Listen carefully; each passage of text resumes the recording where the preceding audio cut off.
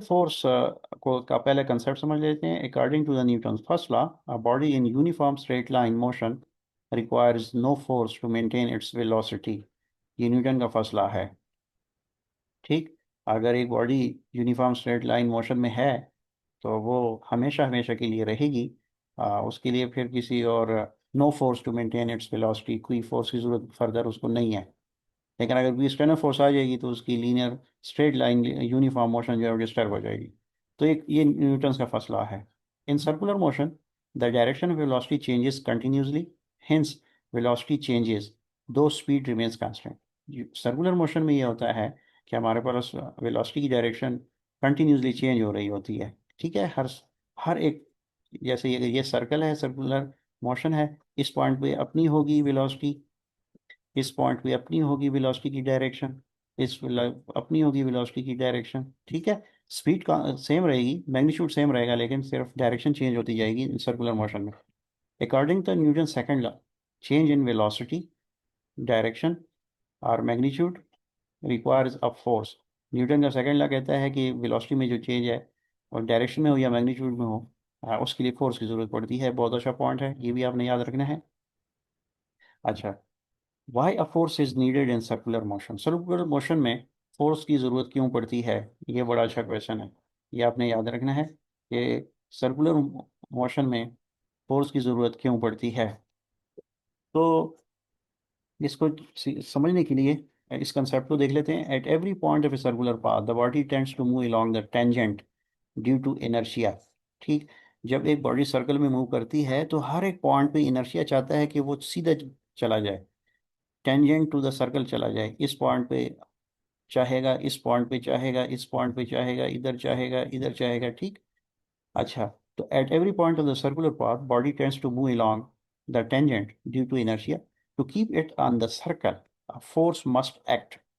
ये चाहते हैं हम कि ये नहीं, वो टेंजेंट टू द सर्कल ना जाए, बल्कि यूं ना गुजर जाए बॉडी, बल्कि वो सर्कल ही में रहे थ्रू आउट।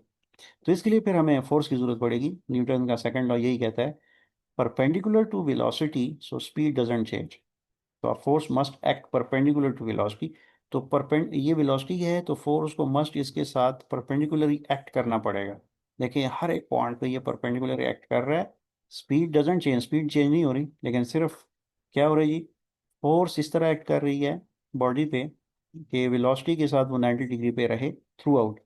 तो ऐसे में फोर्स जो है उसकी, फोर्स सर्कुलर मोशन में चाहिए होती है हमें।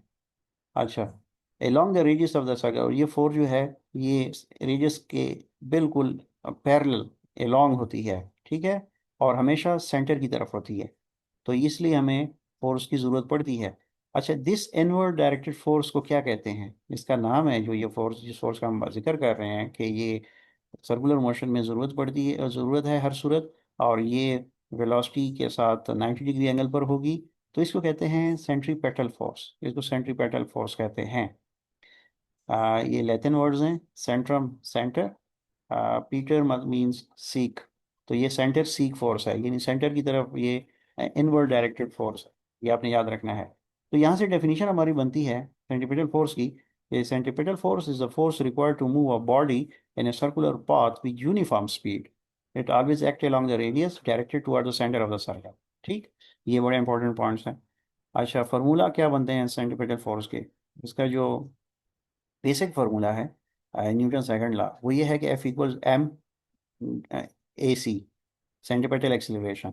तो सेंटीपेटल एक्सीलरेशन क्या है? A C equals V square divide by R, जिसको हम लीनियर है तो ओमेगा एंगुलर फॉर्म में लिख लें, ओमेगा स्क्वायर आर। ठीक, सेंटीपेटल फोर्स बन जाएगा F equals M V square और R equals M omega square R. ठीक है, अच्छा, इसका टाइम पीरियड क्या है? यूजिंग टाइम पीरियड, तो टाइम पीरियड के हिसाब से फोर्स की इक्वेशन बनती है F equals 4 pi square M R और T square.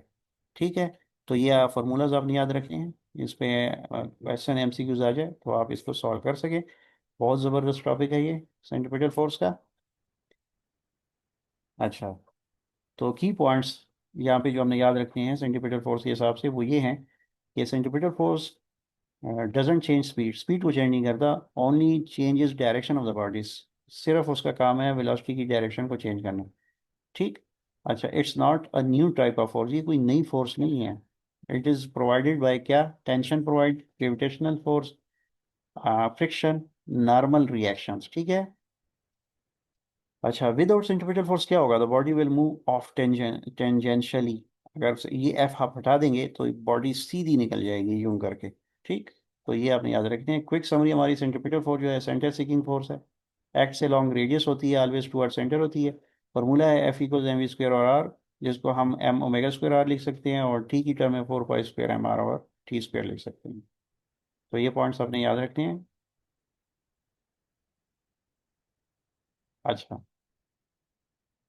Centripetal force in different situations, different situations में हम देखना चाहेंगे कि ये कहाँ कहाँ पर इस्तेमाल होते हैं, किस तरह से होते हैं। कंसेप्ट इसका ये है कि centripetal force is not a new force, but the name given to the force are component of the force that keeps a body moving in a circular path। ठीक है। Depending on the situation it may be provided by tension, friction, weight, gravity, Coulomb force और magnetic force. ठीक है, depending on the situation.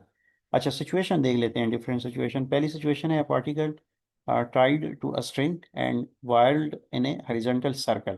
ठीक है, एक body है, उसको हमने स्ट्रिंग से बांध दिया है और उसको हम सर्कल में घुमाना चाह रहे हैं। तो जब सर्कल में घुमाएंगे तो हम इस तरह से इसको घुमा सकते हैं। ठीक। अच्छा, तो इस वक्त हमें सेंट्रीपिटल फोर्स कहाँ से मिल रही है? स्ट्रिंग में जो टेंशन है उससे मिल रही है। Vehicle taking a turn on A level road, एक लेवल रोड है इस तरह का, यूं करके। ठीक है। उसमें कार है, कार है वो टर्न लेना चाह रही है, यूं कार है वो उसमें टर्न लेना चाह रही है लेवल रोड पे। तो फ्रिक्शनल फोर्स होगी exerted by the road on the tires, जहाँ से हमें सेंट्रीपिटल फोर्स मिलेगी। Vehicle on A speed breaker, circular pump, circular hump पे जब व्हीकल होगा तो वेट ऑफ द बॉडी और a component of the weight, यहाँ से हमें सेंट्रीपिटल फोर्स मिल रही होगी। Revolution of earth around the sun, तो gravitational force exerted by the sun, यहाँ से हमें मिल रही होगी centripetal force. Electron revolving around the nucleus and atom, coulomb attraction between negatively charged electron and positively charged proton, यहाँ से हमें सेंट्रीपिटल फोर्स मिल रही होगी। A charged particle moving in a circular path in a magnetic field, magnetic force exerted by the magnetic field, ये हमें centripetal force provide कर रहा होगा। तो ये बहुत इंपॉर्टेंट पॉइंट